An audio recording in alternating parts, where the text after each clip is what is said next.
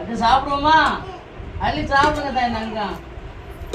அடுப்புல கடக்க கடக்க கறியை கேட்டு கேட்டு வாங்கி திங்கிறாங்க சொன்னாங்களே. ஒரு சில சொந்தங்கள் கேட்டிருந்தாங்க பீப்பு வாங்கி பிரியாணி கிண்டி காட்டுங்கன்னு. நம்ம ஊர் ஸ்டைலில் பீப்பு வாங்கி பிரியாணி கிண்டியாச்சு.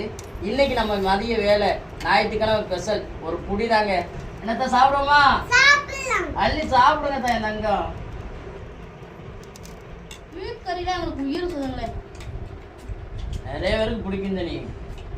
எங்க வீட்டுக்காரங்க சூப் வேணும்னால பீப் பொரியல் வாங்கி வந்துருவாங்க.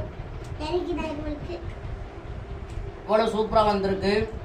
இதை தாண்டி இப்போ நம்ம ஆட்டுக்கறியாக இருக்கட்டும் மாட்டுக்கறியாக இருக்கட்டும் எந்த கறியாக இருந்தாலும் இப்போ அவிச்சு நம்ம சமைக்கிறதே கிடையாது. அந்த சமையலோடையே சமைச்சிடுறது சொந்தங்களே. அப்படி சமைச்சு சாப்பிடும்போது கறியுடைய டேஸ்ட் அவ்வளோ ஒரு அல்டிமேட்டாக இருக்குது. நம்ம அவிச்சு பண்ணோம்னா சத்துக்குள்ள அந்த தண்ணியே போயிடும்.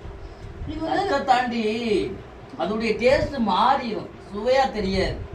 நம்ம அந்த தண்ணியவே அதில் அந்த குழம்போ இல்லை பிரியாணியோட சேர்த்தாலுமே அந்த டேஸ்ட் வர மாட்டேங்குது. ஆனால் அவிக்காமல் சமைக்கும்போது அந்த கறியோட அப்படியே அந்த சாப்பாடாக இருக்கட்டும் குழம்பாக இருக்கட்டும் எது வெந்து வந்தாலும் அவ்வளோ ஒரு சுவையாக இருக்குது. இப்போ இந்த கறியெல்லாம் திங்கிறதுக்கு எவ்வளோ ஒரு டேஸ்ட்டாக இருக்குன்னு நினைக்கிறீங்க? நீங்கள்லாம் அவிச்சு பண்ணுவீங்கன்னா இப்படி நம்ம செஞ்ச பண்ணி அவிக்காமல் பண்ணுங்க சொன்னாங்களே, அவ்வளோ ஒரு அருமையாக இருக்கும்.